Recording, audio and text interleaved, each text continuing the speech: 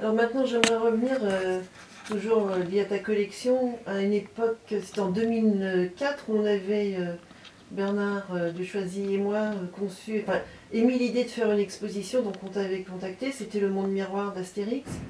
Est-ce que tu peux nous redire, moi ce sera avec un grand plaisir, parce que c'est un moment fort aussi de cette époque, comment a été conçue cette exposition par rapport à ta collection? Bah, pour moi également, c'était un moment fort et c'était énormément de boulot puisqu'on a préparé ça presque un an à l'avance. Je me rappelle qu'à l'époque, on avait sélectionné des scénographes et tout, qui étaient des scénographes belges, et qu'ensuite, après, on avait un hangar à disposition dans lequel on avait amené la bonne partie de la collection et on avait fait une sélection avec les scénographes et avec toi et Bernard de Choisy des différentes pièces qui pouvaient aller dans les différentes salles définies, que vous aviez définies avec les scénographes, sur les grands thèmes de l'univers d'Astérix.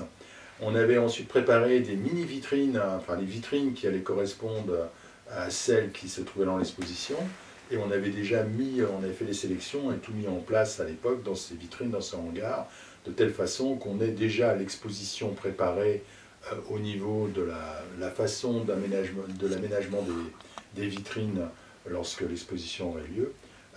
C'était un boulot colossal. Parallèlement à ça, on avait fait un catalogue qui a été fait, si je me rappelle, en 3 langues, en anglais, en flamand et en français-belge, et qui était un boulot de fou, quoi, avec ensuite toutes les prises de photos qu'on avait faites justement dans le hangar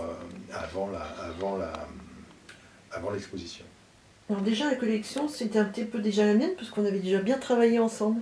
Non, non, je plaisante. Effectivement, on avait fait beaucoup de boulot, on avait le plaisir de se voir souvent à Bruxelles et tout pour travailler entre autres sur ça. Puisque, ouais. si je me rappelle bien, à l'époque, il y a eu l'expo, mais il y a eu beaucoup de choses liées autour de l'univers du personnage d'Astérix en 2005. On rappelle qu'il y avait pendant 3 jours, un grand camp gaulois sur la Grand Place, chose, pour ainsi dire, les seules choses que ils font sur la Grand Place, c'est la Meugande, des choses comme ça, des trucs très importants pour les Belges. Il y avait eu des Astérix et Obélix en grand géant et tout, un mur peint, et puis pas mal d'autres activités et tout, de présence sur la Belgique. Non, mais la collection était vraiment, enfin je veux dire, le Monde Miroir, l'exposition était vraiment un moment fort, parce que c'est là la première fois où on a pu voir véritablement tous les objets mis en scène.